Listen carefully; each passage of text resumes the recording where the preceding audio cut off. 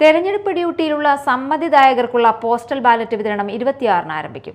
തെരഞ്ഞെടുപ്പ് ഡ്യൂട്ടിക്ക് നിയോഗിക്കപ്പെട്ടവർ ഡ്യൂട്ടിയിൽ നിയോഗിച്ചു പുറപ്പെടുവിച്ച ഉത്തരവിന്റെ ശരിപ്പകർപ്പ് സഹിതമാണ് അപേക്ഷിക്കേണ്ടത്.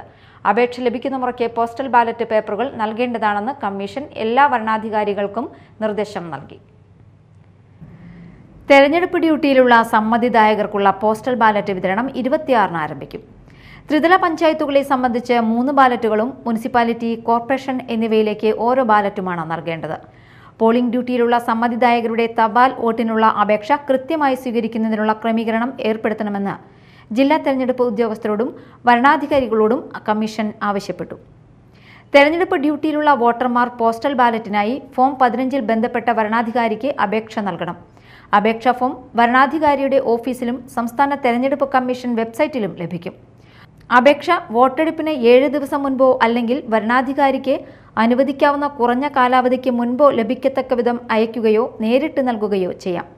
നേരിട്ട് നൽകുമ്പോൾ അപേക്ഷകൻ സ്വന്തം ഐഡന്റിറ്റി വരണാധികാരിയെ ബോധ്യപ്പെടുത്തിയിരിക്കണം. ഗ്രാമ, ബ്ലോക്ക്, ജില്ലാ പഞ്ചായത്തുകളിലേക്ക് അതിൻ്റെ ഓരോ വരണാധികാരിക്കും പ്രത്യേകം അപേക്ഷകൾ നൽകണം.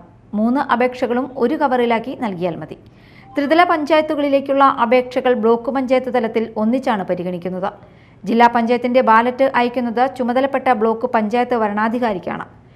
ത്രിതല പഞ്ചായത്തുകളിലേക്കുള്ള പോസ്റ്റൽ ബാലറ്റ് പേപ്പറുകൾ ഫോം 16-ലെ സത്യപ്രസ്താവന 3 വീതം, ഫോറം 17-ലെ സമ്മതിദായകർക്കുള്ള നിർദ്ദേശങ്ങൾ 1 വീതം, ഫോം 18-ലെ ചെറിയ കവറുകൾ 3 വീതം, ഫോം 19-ലെ വലിയ കവറുകൾ 3 വീതം എന്നിവ ഒന്നിച്ച് ഒരു വലിയ കവറിലാക്കി അപേക്ഷകന് നേരിട്ടോ സ്പീഡ് പോസ്റ്റായോ നൽകും.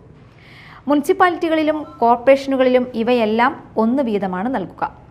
നേരിട്ട് കൈമാറുകയാണെങ്കിൽ അപേക്ഷകൻ സ്വന്തം ഐഡന്റിറ്റി വരണാധികാരിയെ ബോധ്യപ്പെടുത്തണം.